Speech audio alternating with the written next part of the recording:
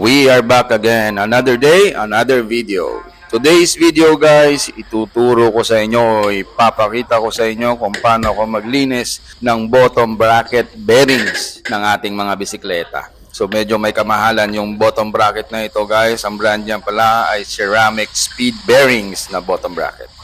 So medyo may kamahalan yan dito sa UAE at kung i-convert mo sa peso, ito ang kanyang presyo. Bottom bracket pa lang, katumbas na ng parang isang motorsiklo. So una guys, tinanggalin natin yung chainring at yung crank.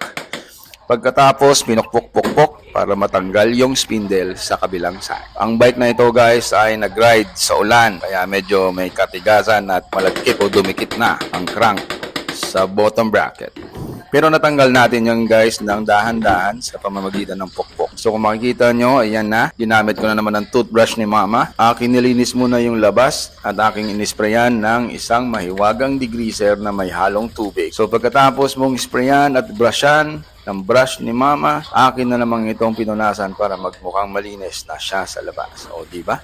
Pakintab na. So ang ginawa ko, ginamit ko yung spindle ng ating crank para matanggal yung cover ng bearing. So hindi ako gumagamit ng mga blade cutters or flat screwdriver guys sa pagtanggal kasi nasisira yung cover niya o yung cap. So ayan na, tapos chinek ko yung bearing at ginamitan ko siya ng special tool para matanggal yung cover ng bearing. So yung special tool na ito guys ay napakamahal. So kaya ikaw na lang gumawa para mura lang. Okay, padayon.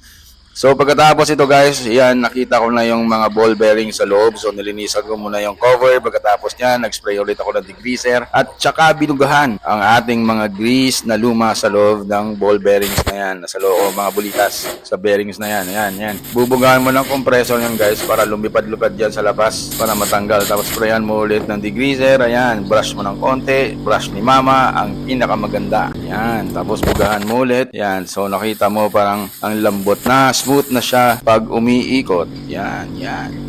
Sige, punas ulit. Tapos yung pangalawa is yung alcohol.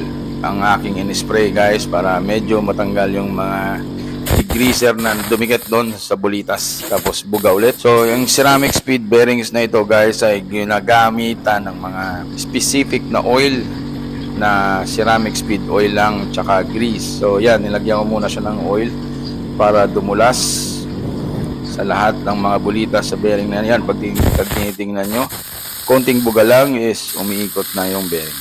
Nilagyan ko ulit ng oil para dumulas. Pagkatapos nyan, lagyan mo na ng all-round grease.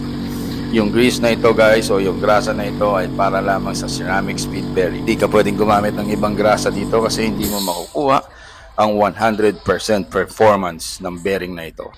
Yan po yung nakalagay sa manual niya o sa training module niya, kaya yan yung ginagamit namin dito.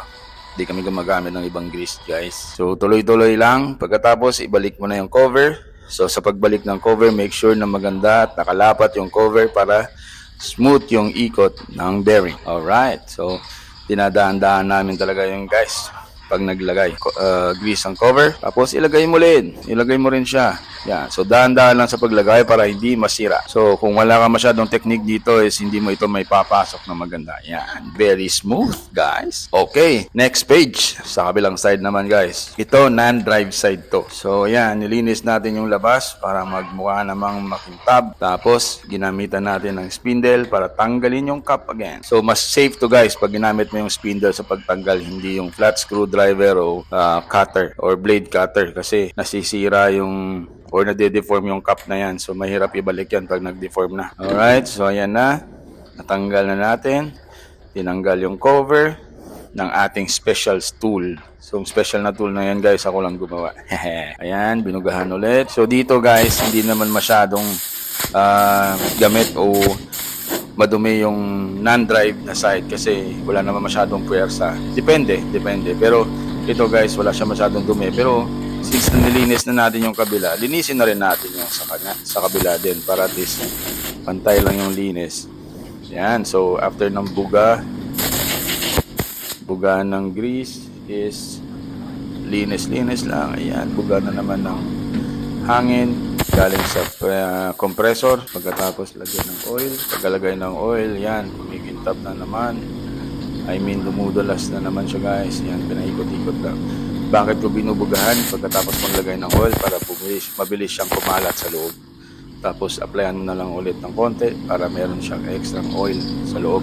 Tapos patungan mo na ng grease, yung all-round grease ng ceramic spade. So dalawang klase yan guys, merong blue tsaka meron din yung parang puti, yung parang kape na may gatas na kulay. Yan. So ganyan lang yun guys ang proseso.